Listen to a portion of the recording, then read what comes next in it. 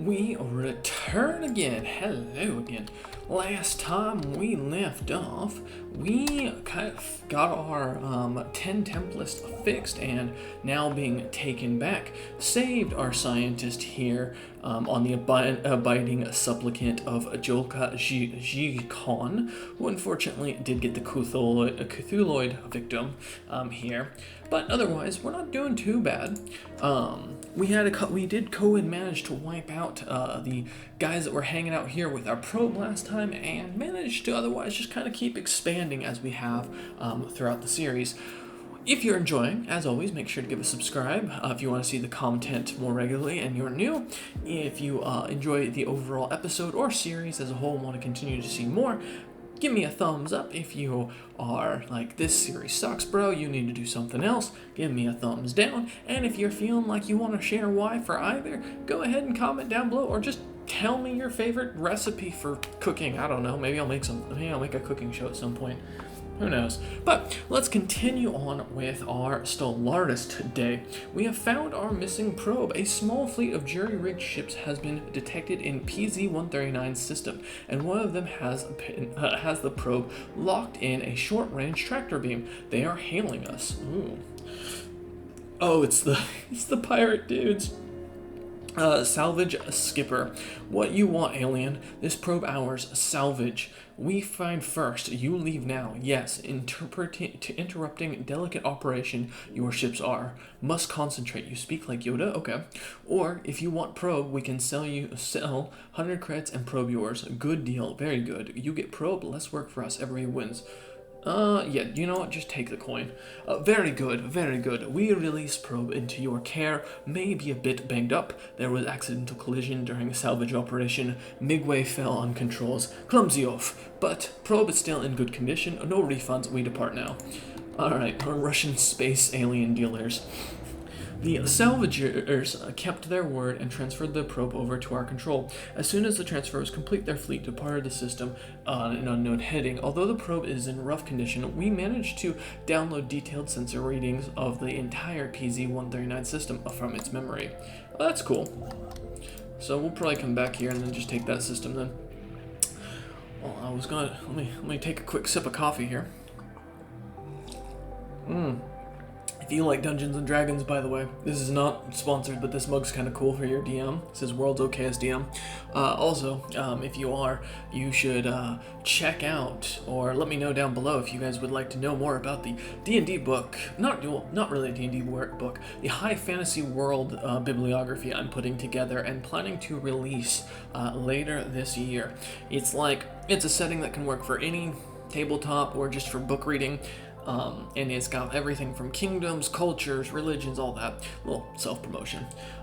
Curiously, though, back to our intended programming here. Curiously, Jolka Jikon only met one very friendly scientist inside the facility.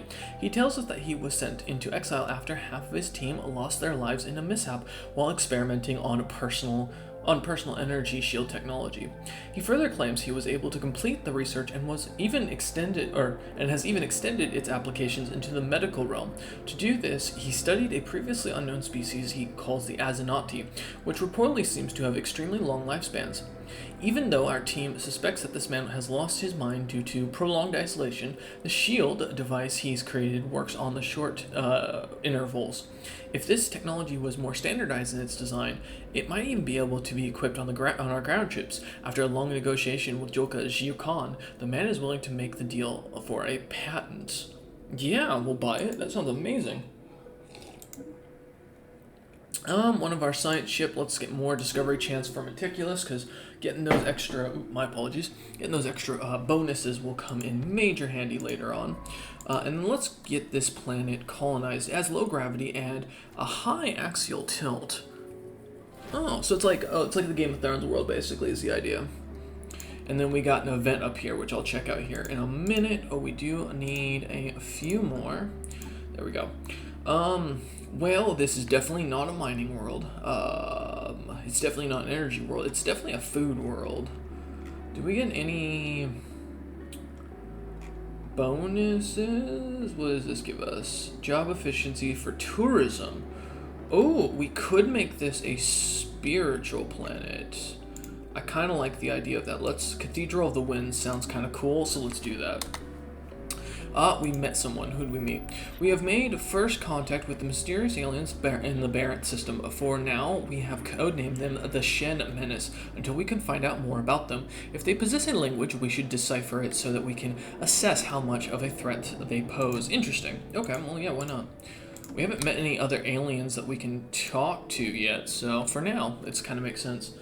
We have a decent amount of minerals that we're not using, and I think we got Hollow Theater. Oh no, are we still doing Hollow Theater tech? Yes, for 15 more months. Okay. Then let's build up 2 of these and then build some more farms down below so we can start to increase that farm production as much as possible. And I just keep looking for where I set my cup of coffee, don't mind me. But as you can see, we are starting to expand out into the galaxy now here, which isn't too bad. Let's go ahead and go down Federation here. That says we must build a stable and lasting partnership with our neighbors based on the trust and mutual respect. Together, we are far stronger than we could even ever hope to be alone, which is true. We fully believe that our vassals make us stronger. The Synth Menace appears to eager to establish communication with us, having sent a large audio and visual transmission that appears to offer the key to translating their language. Our experts are confident that we will be able to use this to learn to communicate with them soon. Of course, we will have to trust them that their offered translations are not misleading, and that we will be able to reliably interpret the information presented from a surely vastly different experiential context. Which is true, because we don't know. Oh, it's them. I know who they are. I think they're the peace lovers. Not like the cow herder dudes that have the long, weird, alien-looking necks, but these dudes are kind, and they're very big on joining the Jedi Order. So we'll need to make sure to expand in this direction as fast as possible. Also, we found a new species over here, which I'm curious about. Glee Anselm. All right. Now, here is an interesting question, right? Should we, as an empire, focus on trying any of these younger species that we find that are that we're going to be observing? Should we choose to indoctrinate, invade them, or should we kind of put that on a base-to-base situation? If you're pacifist, we'll invade you and take you over, but if you're like us, we'll let you kind of rise up and become an empire in your small little section. What did we just research? Oh yeah, the energy credits. Cool. Let's get more reliable navigation tools, because that'll be very helpful for our ships, making sure they get there faster and hit harder. So, we did just finish up another tech. We've had a deceptive thing pop up. Let's get form federations, because this will be one of the techs we'll need later for the Dominion tech the Dominion ascensions we're gonna go with. Traditions. Ascensions are different. Deceptive giant. What we had assumed was an abnormally small gas giant is, in fact, not. Beneath a deceptive cover of thick dust swirling in the upper atmosphere lies a regular planet. A barren planet, but a planet nonetheless. This has proven quite embarrassing to the astronomical community on Erdonia. I mean, that's just understandable, but I don't think people are going to judge you for it. Let's do one there, and then build 2 more farms here. Kind of continue to get this planet growing as quick as we can. And now we've got another colony ship coming out here. This is with, I think I showed it, one guaranteed world, so this isn't going to be, ooh, they've already taken this system, yep, okay. Yeah, can you survey there, and then survey there. And then, yeah, they haven't taken this system yet, so we're going to try and cut them off there. For fun, hey, you, come down here. Instead, I want you to go do these, please, good sir. Alright, what did we get? Our efforts to decipher the signals picked up from the synth menace have paid off, and we have finally made a breakthrough. While our mastery of their language may not be complete, we have managed to identify them as the Doran League, and are now able to communicate with them should we feel the need. Ooh, alright, on screen. I bring greetings from our Reverend Elder Tarn, the elected leader of the Doran League. We believe in the right of all sapient beings to fulfill their individual spiritual needs, and we trust in that an enlightened species such as yourself shares the same sentiment. So they're basically the opposite in a sense. We're both spiritualists. We're xenophobes where they're xenophiles, and they're egalitarian where I think we're militaristic. So, I think we will fight for our right to exist. Keldor is kind of where we're gonna go in here, because we're similar, but we're not enough. You like people, we don't. The news that we have encountered intelligent... Oh, here, I can close that. Intelligent alien life for the first time has shaken our society to the core. The strange Xenos appears to have achieved a level of technology similar to our own, and they are clearly spacefaring. We can only guess what kind of problems they can bring us. So now we have the chance to do xenolinguistics. Oh, they were over there. Never mind. Okay, interesting. I thought they were up here. Huh. Okay, we are going to get another construction ship real quick, and they did just close off their borders to us. To be fair, we're xenophobic, so it kind of makes sense we wouldn't want to be friends with them. I'm going to put a spy in here to kind of start learning about them the best we can. And we may later come back to conquer them for it. What do we capped on resources for? Manpower. And we're starting to lose medical. We want all kinds of armor. We want to be able to research, because again, it makes sense that we would. No specializing. We would have access to everything. More minerals wouldn't be a bad idea, but I think... Yeah, because it also gives us the core drilling arrays, so that'll be nice to grab. Let's go ahead and get our new science ship and bring you over there, good friend. Actually, let's bring you here, and then we'll bring you over there. And then we need to... we can't really build up our fleet anymore right now. The inhabitants we have discovered in Baranth system clearly belong to the so-called Shenmes, is the system's third planet, a planet that many large surface settlements... okay, so that's just a little bit. We know that not what spiritual significance the system holds for these beings, but they seem to be part of an interstellar civilization. We should do what we can to decipher their language. Worrying. We don't want to nab anybody as of yet. But it is good to know there's another group over there. We can also survey that. So let's continue to build ourselves up here. Our main planet really can't do anything at this time other than get the hollow theaters, because we want to grab those. Economy-wise, we're actually surprisingly fine on the capital planet, so we're going to have a minute before we can do anything there. Let's build another one of you, and then, honestly... let's drop down our energy credits a little bit so we can add more food.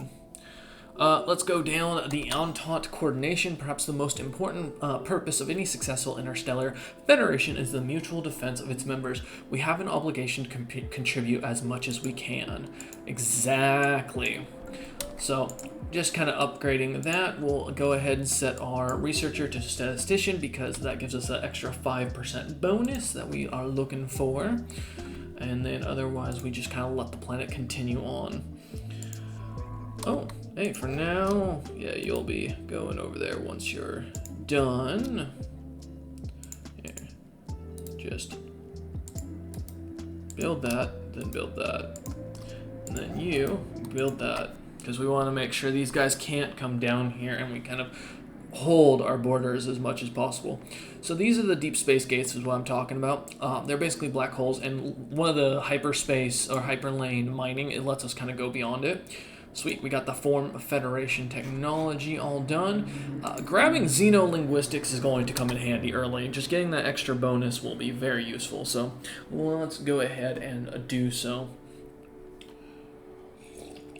Is there anything better than coffee? Oh, and we've made another connection. We've made first contact with the aliens of Bright Jewel system. For now, we have codenamed them the Orinth Menace until we can find out more about them. If they propose a language, or they possess a language, we should decipher it so that we can assess how much of a threat they pose. Yeah, no, I agree. I agree with that.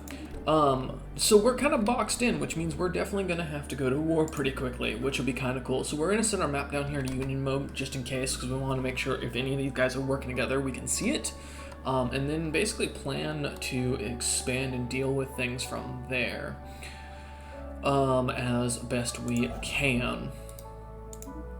Ideally, while these guys kind of move and focus on their expansion, we can build up some more alloys and hopefully get our production going. Our attempts to decode the language used in the signals from the Shen Menace have hit a setback. It seems that a key assumption our linguistics had been relying on in their translation has been conclusively disproven. While this means much of our progress will have to be revised, at least our future efforts will hopefully be built upon a more reliable basis. Unfortunate. Alright, nope, nothing we can do. Well, let's get you getting up there. Oh, there is more systems over here, so hopefully we can kind of get a gate into here. Oh no, he's gonna block it off right there. Yeah, okay. Well, we might let him disappear just to see how much information we can get on that system. But with that, that is today's episode. If you enjoyed it and you enjoyed this little group of episodes, please feel free to give us a like. If you didn't, give us a dislike. If you're new or you just want to see this content more regularly on YouTube, feel free to give a subscribe. I always appreciate it. We're up to like 76 now. And then, of course, as always, if you're feeling opinionated, you got some ideas on the series, you got some thoughts on names for fleets, characters, what's all that, hit me up down in the comments. I read all your guys' comments, and I respond to them as I've proven before, so feel free to do so. Thank you again, and I will see you guys next Saturday, or tomorrow, depending on if you watch all my other series. Thank you all, and take care.